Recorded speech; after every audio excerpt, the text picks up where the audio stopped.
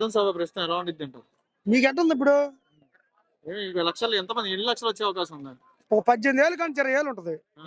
20 లక్షలు లక్షల్లో వస్తారు. 20 లక్షల పైగా బ్రహ్మాండంగా. పవన్ కళ్యాణ్ వ్యక్తి జగన్ నడుస్తాను అంటున్నాడు. ఎవరు? పవన్ కళ్యాణ్ ఇప్పుడు ఆయన 2 సార్లు తోడిపోయింది, మళ్ళీ ఇంకోసారి ఓడిపోవటానికి సిద్ధమైంది మళ్ళీ ఆయన. అంటున్నాడు కదా, నేను పాతాళంలో పంపిస్తాను జగన్, ఓ జగన్ ని ఎంత చూస్తా అంటున్నాడు. ఎవరు? పవన్ కళ్యాణ్ పాతాళ దొక్కడానికి పాతాళం అంటే ఇప్పుడు ఆయన పోవటానికి సిద్ధమైంది ఆయన.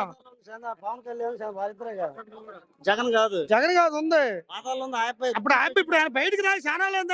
ఇప్పుడు దాదాపు 2011 పార్టీ పెడితే ఇప్పుడు రాలే బయటకి ఆయన. బాగలేనోడు కాదు, అట్ట అనుకున్నాడు ఆయన వదిలిపెడతారు జనం. ఇబ్బంది ఏమి లేదు. ఎవరు? వై నాట్ 175 గుర్తు పెట్టుకోండి, ఎవరైనా రాసుకోండి. ఇది సిద్ధం సభ సాక్షిగా చెప్తున్నాము.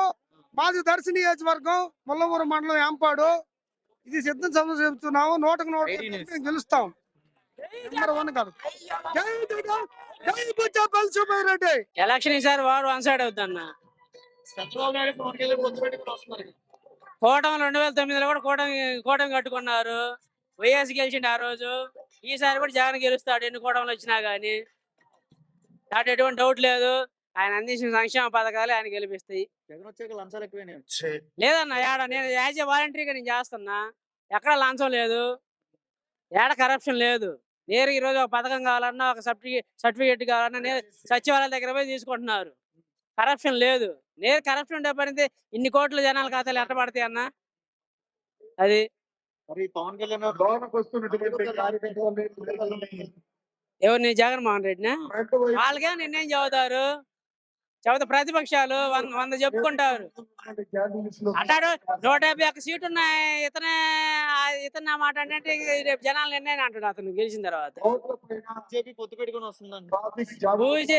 పెట్టుకున్నా, వాళ్ళు కాంగ్రెస్ తో పొత్తు పెట్టుకున్నా ఎటువంటి ఇబ్బంది లేదు. ఒంటరిగానే వస్తాం, ఒంటరిగానే గెలుస్తాం ప్రతిసారి. ఇప్పుడే కదా, ఈసారి కూడా అట్నే జరుగుద్ది. గెలిచే అవకాశం ఉందండి. 100% గెలుస్తాం. 100% గెలుస్తాం. లోకేష్ బాబు కుర్చీ మడత పెట్టి ఇంటికి పంపిస్తా అంటున్నాడు. లోకేష్ బాబు గురించి చెప్పుకోవడం అనవసరం. ఆల్రెడీ అతని గురించి రాష్ట్రం మొత్తం తెలుసు. మళ్ళీ మనం కొత్తగా చెప్పుకోవాల్సింది లేదు. దాని గురించి ఎటువంటి డౌట్ లేదు.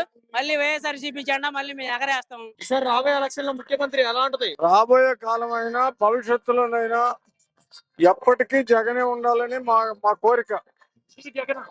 ఎందుకంటే ఇలాంటి ముఖ్యమంత్రి నా 70 సంవత్సరాల వయసులో ఎవరిని చూడలా. అన్ని పథకాలు ప్రవేశపెట్టాడు. అభివృద్ధి లేదంటారు, హీనమైన మాటలు అంటున్నారు.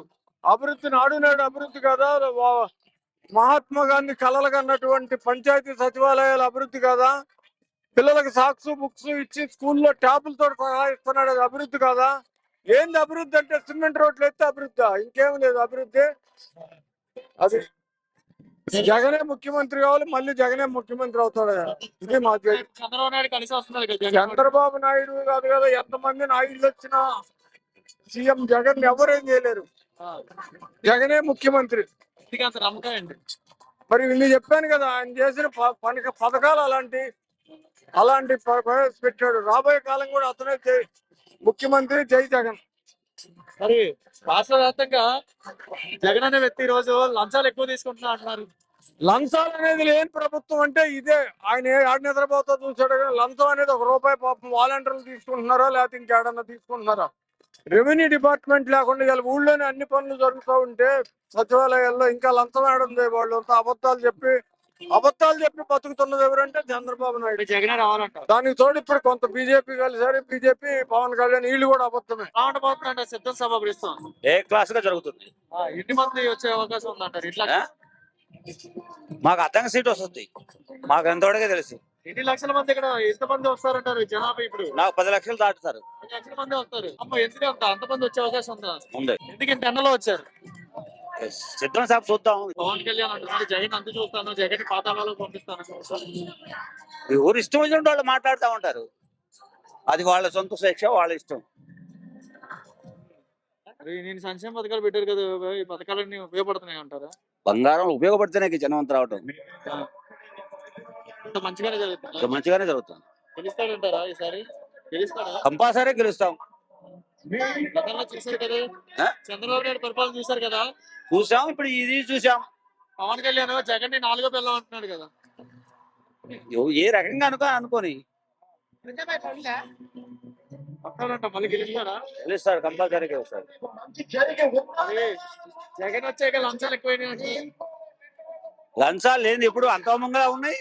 ఇప్పుడు కొద్దిగా ఒక రకంగా ఇప్పుడే తక్కువ సచివాలయాలు ఎక్కడెక్కడ విలేజ్ లో వాళ్ళకి. ఎలా ఉంది జగన్ పరిపాలన, ఎలా ఉంది ఈసారి ఎవరు వస్తారు?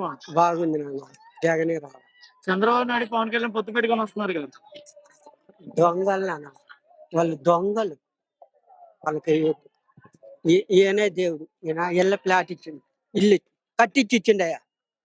మళ్ళీ రాజశేఖర రెడ్డి ఉన్నప్పుడు ఇల్లు కట్టించి ఇచ్చిండు.